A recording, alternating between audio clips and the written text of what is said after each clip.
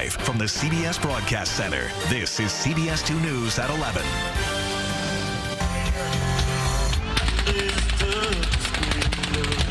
Dodging bullets at a country music concert. Crowds on the ground ducked for cover as hotel guests watch in horror from their rooms. There's people laying in the front there that aren't moving. I know they are. I know. Oh, my God. Tonight, new evidence uncovered after a search of the gunman's home and heartbreaking tributes as we begin to learn about the victims who lost their lives.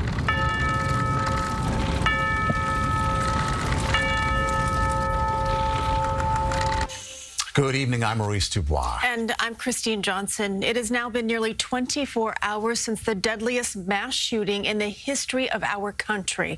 Right now, you're looking at live pictures from Las Vegas from the scene of the massacre. Investigators have just released some new information. 23 firearms were discovered at the gunman's room in the Mandalay Bay, 19 at his home. Right now, 59 people are dead, 527 hurt. The gunman was on the 32nd floor of the Mandalay Bay Resort when he carried out his massacre. The concert was across the strip, the equivalent of about 4 football fields away. CBS 2's Valerie Castro joins us now with the very latest tonight. Valerie. Maurice and Kristine, tonight investigators revealed Stephen Paddock not only had a stockpile of weapons, he also had thousands of rounds of ammunition. Inside his car, they found several pounds of ammonium nitrate, a fertilizer that can be turned into explosives. He took his own life before SWAT teams could break down his door. What they have yet to find is his motive for this massacre. The sound of rapid gunfire seemed endless. The shots just kept coming, and so we were going down, and when we got down, there was a man that was shot right there. They were trying to take him out. He was all bloody and he was unconscious. And the carnage was soon very real. The surreal moment was seeing some fireman carry a girl in a white romper, and it was stained red, and he was stained red running with that girl. In the midst of the assault, law enforcement ran in under fire towards the wounded. Be advised, it is automatic fire, fully automatic fire from an elevated position. Take cover. Hey, we can't worry about victims. We need to stop the shooter before we have more victims. Anybody have eyes on this shooter? More than 20,000 country music fans became sitting targets for the shooter, positioned 400 yards away, perched 32 floors up in the Mandalay Bay Hotel.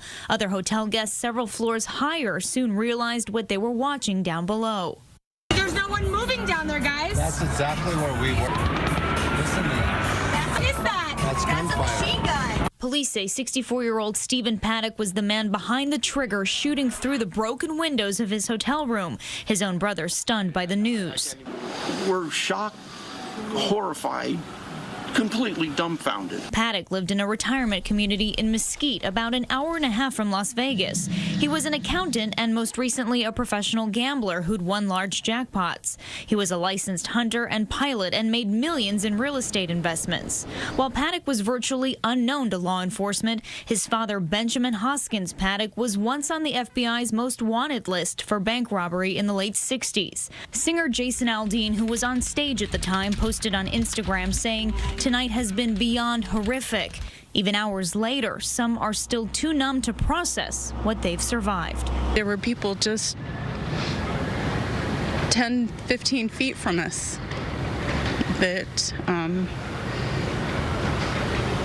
didn't leave.